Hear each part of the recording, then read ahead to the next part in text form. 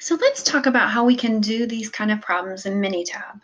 So say you have an unknown distribution that has a mean of 90 and a standard deviation of 15.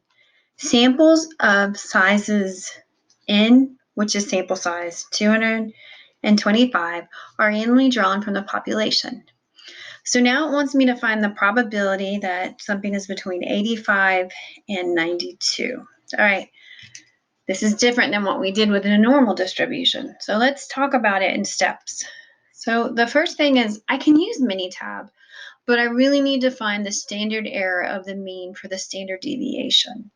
So I know it's an unknown distribution, and I knew it had a mean and a standard deviation and and the samples of sizes n equals 225. That means I have a bunch of samples, and each of the sample sizes are 225. All right, so what I know is that mean is still 90. That doesn't change. But what does change is that standard error of the mean for the standard deviation. And if you look here, it has a little a bar over the sigma. So that's how I know. So I take the 15, which is here, and I take the square root of n. And remember, n was 225. So now I get that is 1. That is very different than what we had before.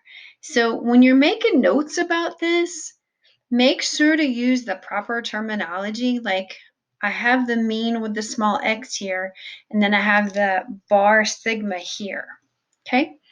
So again, I have everything you need in this PowerPoint to show you how to do it in Minitab, but I'm just going to show you how to do it right here. So I have Minitab open.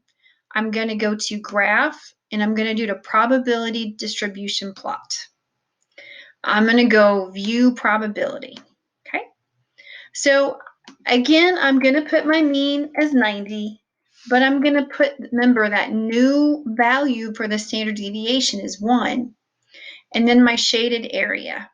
It wants me to do the x values, and it wants me to do middle. So I'm going to have two values. I'm going to have 85 for the smallest and 92 for the largest. So if I do that, it's going to show me my picture.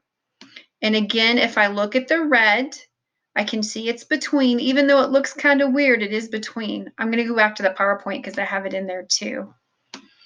And I give the instructions. So here it is bigger so you can see it. Okay, you may not see the white down there, but it does exist. So the sample, for this unknown distribution, the probability that the sample mean is between 85 and 92 is 0.9772. And again, I can use that central limit theorem since it says my sample size is at least 30. Okay.